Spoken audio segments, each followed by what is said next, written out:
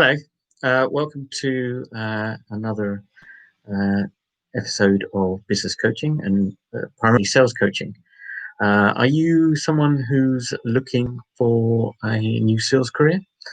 I know there's been a lot of challenges and a lot of people unfortunately lost their jobs last year due to the pandemic. I hope everyone is safe and sound. Also, I want to wish everyone a happy new year.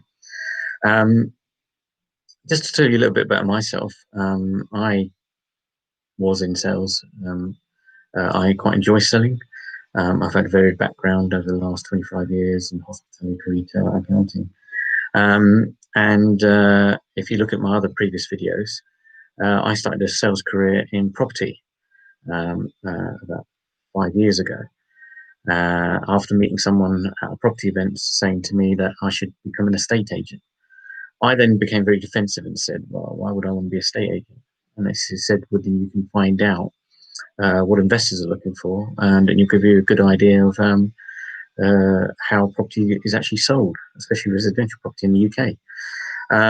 The thought stuck in my head, and I then started investigating it. Obviously, at that time, I had no really direct sales experience. Um, didn't even have any previous estate agency or lettings experience. I wouldn't say I was a classic estate agent type. On top of that, I had a health condition, which was I'm type 1 diabetic.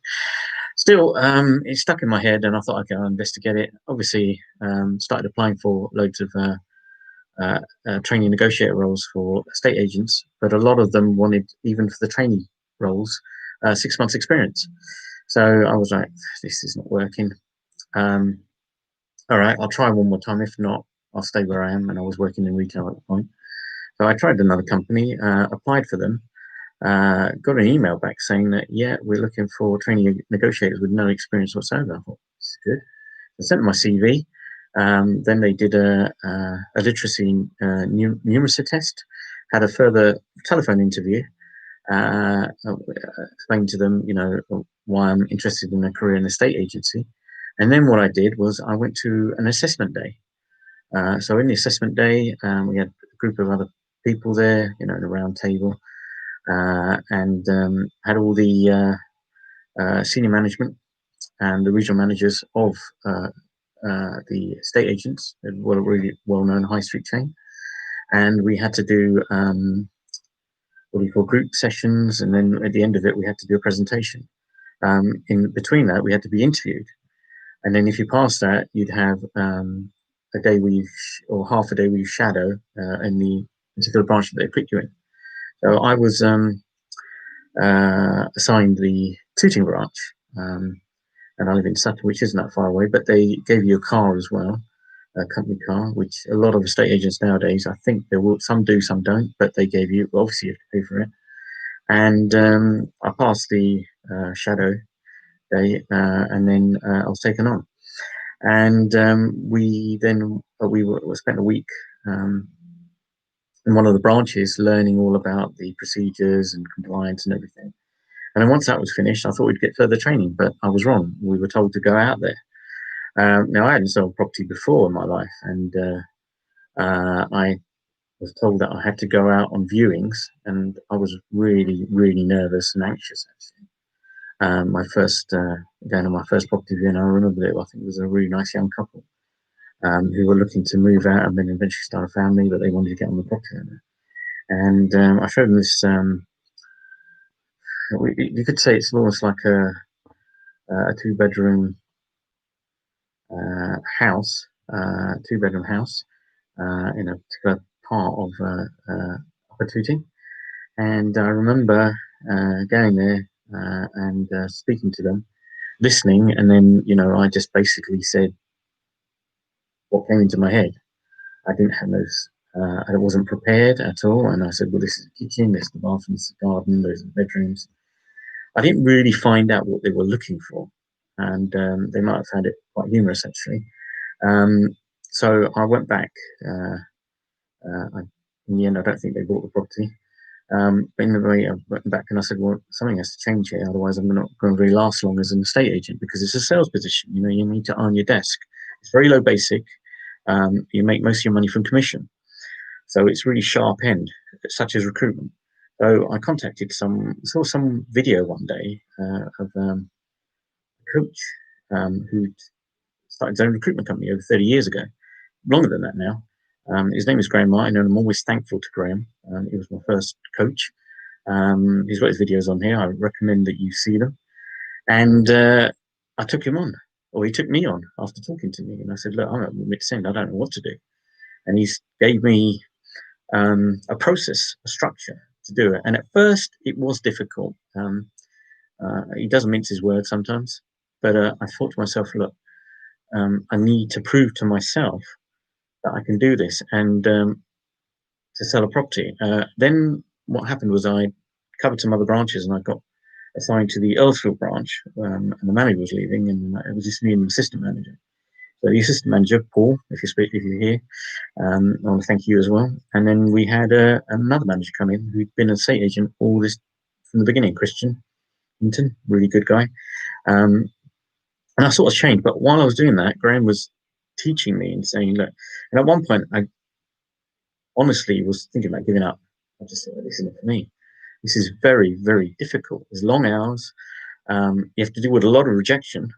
And at first I used to take it really personally. I think they're rejecting me, but I found out that they're not rejecting me, they're rejecting what I'm offering.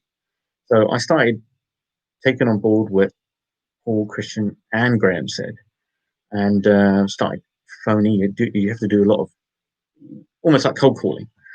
And one time Paul said to me, you know, why don't you just turn off the computer and just keep calling? Because we had to get valuations as well. And slowly, I found my own rhythm. And then as that happened, I developed a way of asking questions, listening, which for me is still a challenge, and building rapport. And I remember I was assigned to the Wimbledon branch, and I got a call with regards to from the Earlsfield saying that 2 people are bidding on a flat. And I was bidding on a flat, what flat? And it's one of yours, Raj. And I said, okay, it's one of mine. Wow. I could get my first property sale. And I was still nervous and anxious because I thought, you know, I hadn't sold anything. So if I'd got this, it'd give me some validation. While I was at the Wimbledon, they had a bidding war, and I went to my manager and said, bidding war? Does that mean one of them's gonna top the other one? And in the end, one of the buyers put a higher bid, put it through to the vendor. The vendor is actually the seller of the property, and it was accepted. I was so elated. I didn't even care about the commission. I just thought to myself, yes, this built my confidence. And once it built my confidence, I thought to myself, I can do this.